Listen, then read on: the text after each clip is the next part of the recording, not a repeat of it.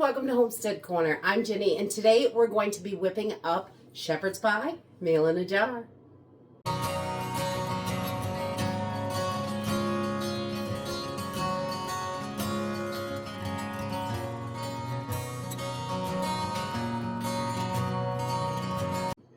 So today we're going to dig into our prepper pantry and we're going to whip up a shepherd's pie meal in a jar. This can be done with any type of meat that you like. It's traditionally done with beef or lamb or whatever, but you can use chicken and it's actually really good. This is our last jar on the shelf and I want to make more so we can have these. These are delicious and they're so versatile. You don't have to make shepherd's pie with it. A lot of times I'll cook it up real quick on the stove and just pour it over mashed potatoes, gravy, biscuits, whatever you have on hand that needs to be used up.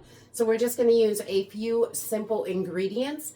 We're going to use some freeze-dried chicken, peas, corn, carrots, and a little bit of mushrooms, but you can mix these vegetables up to the vegetables that you like.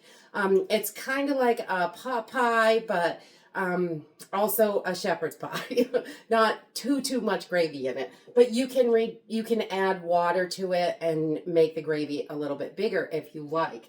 And you could double this as a pot pie recipe. So we're also going to use some chicken gravy and a few seasonings from the pantry. And it really is simple and easy to put together, and it's super versatile when you go to cook it. So let's jump in and get started. Okay, so this shepherd's pie mix is really super simple and easy. Today I'm doing chicken, so I'm going to use chicken gravy and chicken bouillon. But if you want to do beef or pork or whatever, you can just switch that up to like a beef gravy or a beef bouillon. So you just want to kind of match those up so they taste delicious. But we are going to get started with I'm using pint-sized jars. So this is going to feed 2 to 3 people, depending on how you serve it. If you just put mashed potatoes over the top, you're going to want to cook this in like a bread pan. It's pretty small, but it'll feed 2 to 3 people. But a lot of times I cook this right on the stove and just serve it over mashed potatoes or rice or biscuits or whatever we have. You can use anything, quinoa, it does not matter. So we're just going to get started with our freeze-dried chicken, and we're going to do 3/4 of a cup of freeze-dried chicken. I'm just going to make these really nice and heavily rounded half cups because that's what I got out here. And all those powders in the bottom of the can, make sure you get those right in there because they are delicious. They add flavor and nutrition. It's just when you freeze dry chicken, it gets really powdery. Okay, once we have our chicken in our jars, then I'm going to add my vegetables. And you can use any vegetables that you like. If you only like corn, you can do that. I do 1/4 cups of different kinds just to give it, a little extra. It's pretty and it tastes delicious. I love vegetables, so we like to put 1/4 cup of peas in ours. I love peas. They're one of my faves. You don't want to go too heavy on these because they definitely won't fit in the jar. So 1/4 cup of peas. And we're going to do 1/4 cup of corn as well. And you could definitely use dehydrated for this. So if you make your own dehydrated stuff, that is going to work. You just may have to adjust those water levels when you go to cook it. So just 1/4 cup of corn, 1/4 cup of peas. Okay, so we're about halfway on our jars, so a little more than halfway. I want to get that powder in there so it can fall down in the cracks. So I'm going to go ahead and put my chicken gravy mix in, and you can use any chicken gravy mix that you like. I really like this Thrive one, and we have it in the house. So I'm going to do 4 tablespoons per pint of the chicken gravy mix. And just get that right in there. And this gives it such a delicious flavor. And it's got that little bit of gravy in there, so it's not all dry and nasty. Okay, and then after we get our gravy mix in, I'm going to put 1 tablespoon of chicken bouillon. We just want to make sure this has got a real nice flavor here. So we're going to put that right in. Okay, and then I love minced onions, so I always put those in there. You can use the freeze-dried or dehydrated onions, however you want. I just put 2 tablespoons in, and these are so good. I think everything has to have onions. And this might be about the only one that I make that doesn't have garlic in it, so that's weird, but it's still delicious. Okay, once we have our onions in, I'm going to put about a half teaspoon of black pepper because we really like that. We're going to put that in each jar. I'm not going to add salt because the bouillon has some salt in it, and I believe my gravy mix has a little salt in it as well. So I don't want it to be too salty, and I'm not a huge salt fan. So then we are going to go for our carrots. And if you need to bang your jars down, this will just help those powders fall all down in between your chicken and veggies and get that right in there. So now we're going to put these carrots in, and I'm going to do 4 tablespoons of carrots, and that is usually a good amount. Okay, so once you have your carrots in, you can stop there if you don't like mushrooms. I like to add a little bit of mushrooms to this because I love mushrooms. So we put them in, but you certainly do not have to. I'm going to do, a scant 1/4 cup. We just want to make sure everything fits in there and we can get these jars sealed up. So we're just going to do that. We don't really need a funnel for this. They're not too bad. They're big and chunky.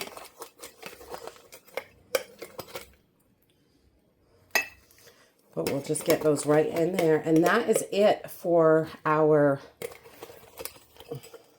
shepherd's pie. So whether you use beef, chicken, pork, whatever you like, really, you can mix this up. The beef is great. We love it that way. We just use a beef bouillon and a beef gravy, or we do chicken, which is also wonderful. Okay, so once we have our jars all filled, you just want to seal these up so they are airtight. You can use a vacuum sealer, or you can put an oxygen absorber in your jar and close it right up. I like to use 100 cc's on the small jar on a pint, or I would use 200 cc's if I was making a quart. So we can, or you can vacuum seal these up. You can put these in Mylar bags, so they're great for go meals, which I think is also a great idea. We do like to keep those in our emergency bags and things like that. So if we have to go, we can just add water to these meals. But right now we're going to take one of these over to the stove and we're going to cook it up. But if you wanted to do this as a shepherd's pie in the oven, you can add one of these packets of potatoes, or you can mix up some of your plain old instant potatoes or regular potatoes. Whatever you have on hand will work. Okay, to make this into a shepherd's pie, we're going to take the contents of our jar and pour it right into a bread pan. This will feed 2 to 3 people, depending on how hungry you are. And I just like to give this a little mix in here, make sure everything's kind of distributed together.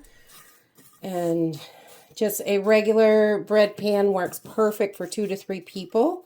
You could do 2 and put it in a cast iron pan or a 8x8 pan or something like that. And then we're going to take 3/4 of a cup of water and pour it right over everything. This is going to rehydrate all our stuff as it cooks, which is lovely. We're just going to give this a little stir. You want to preheat your oven to 375 degrees. So this is going to cook. Doesn't take too long either, which is great. And this is great for those nights you just don't feel like cooking. You just add water and slap some of those leftover mashed potatoes that are in the fridge. I love to save those for all kinds of little meals. All right, so we just want to make sure everything is wet. That is all we're doing here. And make sure those powders are in there and they're not dry. All right, and then once we make sure everything is all wet in our pan, we're just gonna scoop some potatoes on top. You can just pat this down, just as thin or as thick as you like it. You don't have to use tons of potatoes, but you can use quite a bit if you want. I mean, it depends on how many you're feeding and what you're doing, definitely. So we're just gonna cover everything over with these mashed potatoes and get it ready for the oven. That's it. We're going to pop this in a 375-degree oven for about 35 to 40 minutes, and it'll be ready. Today I'm going to do it on the stove. So I'm going to use about 3/4 of a cup, a little more. I'm going to reserve some of this. I got about a cup here. So I can get it to the right consistency that I want. And then I'm going to take my whole jar and just pour it right in. We're going to put this on a medium-high heat. And we're going to bring this up to a boil. So this doesn't have a whole lot of water in it, but I still like to use a whisk to make sure those powders are all broken up. And this is kind of thick because it's like a gravy-ish. You know, you can use it for shepherd's pie or to top rice or potatoes or biscuits or anything really. And you could even add a lot more water and make this a soup, which is delicious as well. So this is one of those ones that we just love. The versatility of it, so we can do it a bunch of different ways.